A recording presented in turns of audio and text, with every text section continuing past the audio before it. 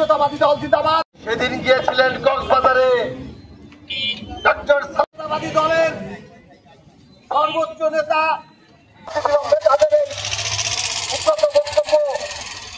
জেলা শাখার বিপ্লবী আহ্বায়ক জেলা বিএনপির সাবেক সফল সদস্য